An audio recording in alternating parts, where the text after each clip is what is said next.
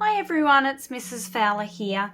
Today we're going to be exploring Zentangling, and Zentangling is a great relaxation tool that you can use. So it's an activity that you can do where you're very mindful, and it's a great tool to get you into the green zone if you're in the yellow or blue or even red. So you can find Zentangling ideas in books. You can also find some ideas and images on the internet. Okay, if you do a Google search for Zentangling, and you can also find lots of YouTube clips on how to do Zentangling. I love Zentangling, and this is my own sketchbook that I use, and you can see it's a little bit like doodling, you know, when you just sort of not doing much and you're just drawing and you don't have a plan. You might be maybe talking on the phone or watching TV and you just are doing some doodling and drawing on the side. This is what I do. I do a bit of Zentangling. So this is my sketchbook.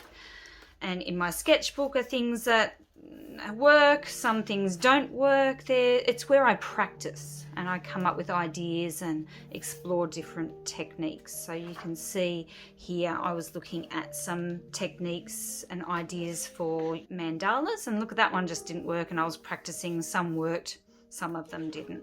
So it's a place that I can just explore. So this is my sketchbook.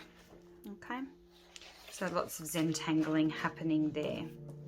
So you're going to use your sketchbook to do some Zentangling today. So let's just get your learning goal here. So you're going to explore some Zentangling techniques.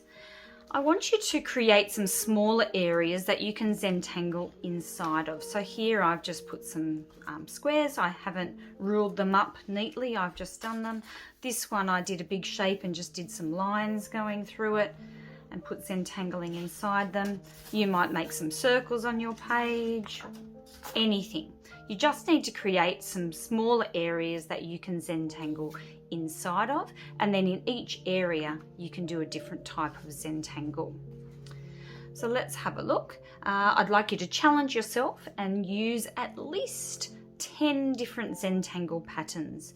You can get those pattern ideas from the sheets, maybe from the books, maybe from use an iPad and look up a search, and you might get some ideas from your friends or from your imagination.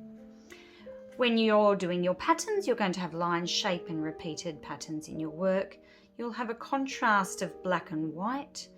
You can use the ultra thin Sharpie, that's this one. Okay, that's the best one to use, but sometimes you might want to use the fine point Sharpie. So you can see here I've used the fine point. These lines have been with the ultra fine point. You can see these areas here were with the fine point. So it's up to you, it depends what you're trying to do.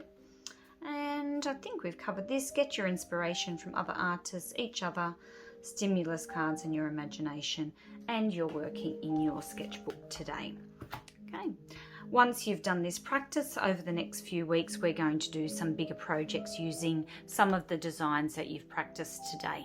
Have fun!